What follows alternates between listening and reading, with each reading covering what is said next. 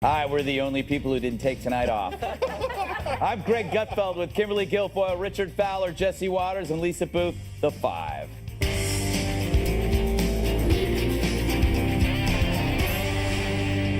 All right, Sunday, President Trump retweeted a video of him wrestling Vince McMahon, Vince's head being replaced by the CNN logo. Bet you haven't seen it yet. It was silly, harmless nonsense, yet people lost their minds. Sorry, did I say people? I meant humorless libs who ignore real incitement but take issue with this.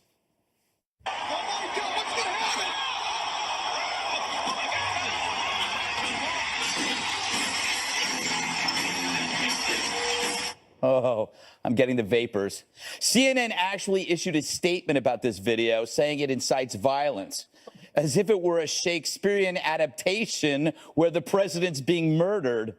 Fareed Zakaria of CNN called that a masterpiece.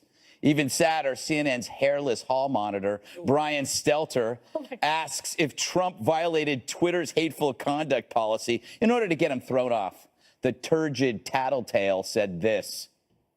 Even if some people think it was just funny, it is being taken very seriously. We're going to keep asking Twitter that question, whether they believe it violates their terms of service. If you read the terms of service, you might think it does.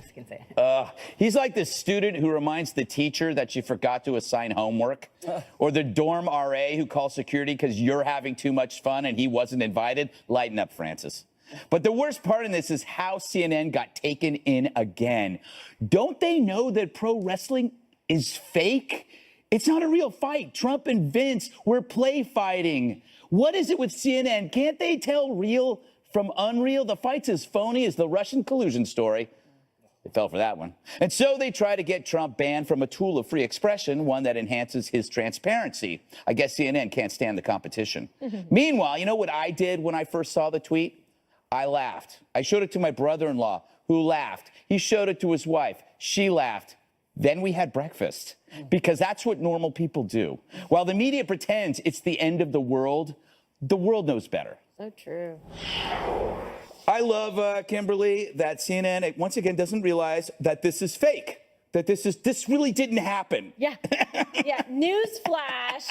Yeah. So here's the best part is CNN gets played. Again, they're like playing right into the president's hands. He can take a joke. He put this out there. It's a meme. It's not real. But, you know, FNN was like, whoa, whoa, inciting violence, alert, alert, alert, right? And a total freak out issued. And then they said, oh, well, this is inciting violence, but they don't do anything when they see the Kathy, Griffin video. They had to be pressed to be able to, fire her, remove her from the job, or their various hosts and anchors who have said things on the other inappropriate, or the fake news stories that they have to retract and fire 3 reporters. I mean, the list goes on and on. I mean, they're in a downward spiral. Like Tidy Bull Man can't do it quicker than they are 9-inch nails. Yeah. You know what? They issued a statement on this, Lisa. Did they ever release a statement when Reza Aslan ate a human being on his show on CNN? He actually met with cannibals. I think I would have been more upset over that. Well, you think that CNN would be very aware of fake news because this is what they've been operating in over the past few months. I mean, look, we've seen so much attention, as you pointed out, to this fictitious Russian narrative that is just, there's no evidence of it, but yet they've continued to run it. They've had to fire 3 different people. They've had top contributors basically say that it's a nothing burger. But look, the problem with the media is they continue to overreact and overreach. And now it's gotten to the point that so many Americans just don't trust them anymore. There was that Harvard-Harris poll out not too long ago where 65% of voters believe that there's a significant amount of fake news in the mainstream media now. And so President Trump is basically just fishing, throwing it out there, bait, hook, line, and sinker, and bringing them in, getting them to overreact, getting them to fake print news articles in an effort to try to diminish the president and hurt him. And it's only hurting themselves. Jesse, is the real comedy in the overreaction Like, it would have been, if nobody did anything, it would have just been another day. But it's the overreaction. It's the shrillness. It's so nice to see the left be the humorless ones.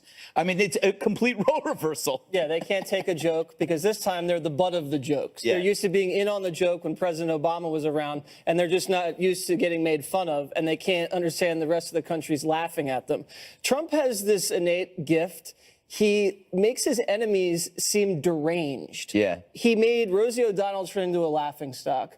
Marco Rubio and Ted Cruz were like sweating liars at the end of that campaign, and now Hillary is wandering around in the woods. He breaks people, remember? He does. And now Trump has made CNN look faker than professional wrestling. What CNN does is they overreact and they look like fools because it reminds me of the older brother. You know when the older brother comes around, I'll turn this way, it's more appropriate. So Trump's the older And you brother. are older. And he cocks back like this to the younger brother and goes like that. And then the younger brother freaks out, whines, cries, hits his head on the couch, and then cries to mommy, my older brother hit me. Meanwhile, the older brother didn't even do anything, and he looks like a fool. And that's what's happening with CNN right now. And then, so, you know, CNN has spent years attacking Wall Street traders, CIA interrogators, coal miners, everybody they can get their hands on. And the minute someone criticizes a journalist, it's like World War III is declared. And they're total hypocrites, too, because, you know, you can say whatever you want about Trump. You can behead him. You can assassinate him. But that's an artist expressing Masterpiece. himself. Yeah, it's a masterpiece. Yes, but then Trump does it, and all of a sudden, everyone's clutching their pearls. so All right, Richard. pretentious. I know you got a lot to defend here, but I'm going to ask you a softball question. The big criticism here is that this is not presidential. This kind of behavior. Do you think it's not presidential that he does this? So here's the thing. I thought this tweet was a joke. I laughed, just like the Covfefe tweet. Yes. It was funny, but let's make this very clear. He's not Whoopi Goldberg, or he's not Dave Chappelle, or he's not Adam Sandler. He's the president of the United States. And to some extent, maybe I'm the only one at this table that has an ounce of common sense that says the president tweeting stuff out like this is just a tad bit problematic. Well, I think Trump's Just a funnier than little Whoopi bit Goldberg, actually. problematic. But here, can I let me respond to little that? bit. Is it possible that he is operating under a new set of rules and the media has yet to understand it while they're at the trough of the tweets? They still condemn him. No, I get that. But here's the thing. I think every president before him, even Republicans who they make me want to vomit, right? Like even some Republicans, Rude. Republican presidential candidates who make me want to vomit. But here's one thing that all of them got, all 44 prior to 45, is there is me as the man and there is the office of presidency of the United States. Donald Trump Even is Bill trying- Clinton? I would even argue that Bill Clinton did, because here's what Donald Trump You is had to trying to smoke a conflate. cigar. Oh, come on. No, That I'm was making a low point. blow. I am making a point. That was a low You're blow. making, well, it was definitely. But Don't talk about No, but you were making a generalization, and I have to call you on it. no, well, here's the thing. And he was impeached for that, as I remember Yes, correctly. yes. So, but my point is that minus Bill Clinton, if you want to have that, and you could minus Richard Nixon, if you want to have that too. But every person got it. It is my job to be the president of the United States, and this office and this position and that resolute desk comes before my Twitter handle and people attacking me. Didn't Harry Truman go after a critic and threaten to beat up a critic President Obama who was said, critical of his daughter? But President Obama said it best. He Hold on says one they second. attack me all the time, and I will protect their right to attack me. Greg makes not a punch great them point back. often, and he says, you know what wasn't presidential? When President Obama bowed to the Saudi king? Oh, here or we what go. else was unpresidential? When President Obama went golfing after America Clearly, was the beheaded. Trump fist White bumped. House sent That you wasn't talking very points today. presidential. Also, James Foley. Well, honestly, I mean, look at his actions. He's tweeting something, and you're looking at him under a prism that held all these the other prism conventional that is the presidency of the United presidential States of candidates America. and people I mean, holding it's that a all wrestling- the same way. it's a He broke the mold, wrestling dude. He video. broke My the mold, and you're God. holding him here's to the the thing. same All right, standards no, as you held all these other guys. No over talking. Crosstalk. Stop. Take a break. Everybody breathe. Let me, Kimberly. Simon says. Point. You were going to make a point. Amazing points I have to make here. I mean, they're so amazing, I can't even barely speak them. How about this?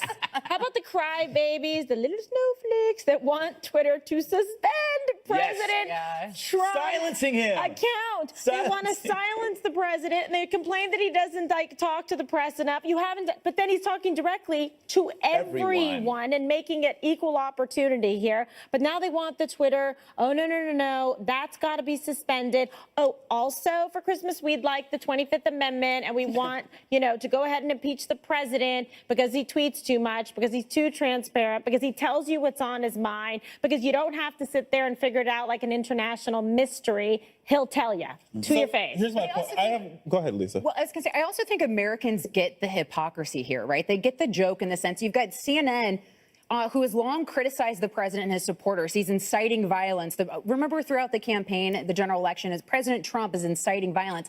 But we've continued to see a litany of violence committed by the left that it's been ignored by outlets like CNN. I remember back looking at CNN covering what they call peaceful protests, and you have riots with police cars literally being set on fire and police officers basically lives being put at risk. So I think Americans are in on the hypocrisy. Yeah.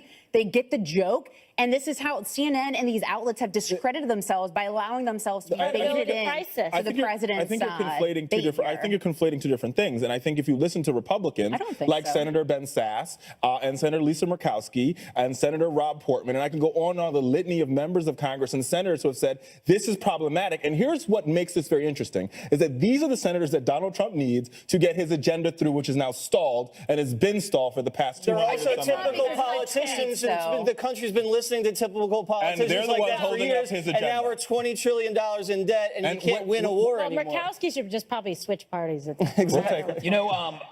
I think those senators and congressmen are playing a role. They realize we're just going to do this, but actually he's not going to stop doing it, and it's not so bad because he's still getting stuff done. He did sign 4 bills last week, and I think last time I checked, ISIS is almost gone. They're now on the ropes, and he promised that. They got stripped of their varsity sweater. That's the most important promise he made. He's bad on the small things, great on the big things. No, I beg to differ on that. He promised infrastructure, $1 trillion infrastructure package, nothing done on it. He promised tax reform, nothing done on it. Repeal and replace, we're still waiting. He promised to beat Hillary Clinton, and guess what? He did. And he's done nothing else in his agenda. If he does nothing else except beating Hillary, I think a lot of people will be happy. That's enough for you, but the rest of us are looking for real achievements. Think about the big things.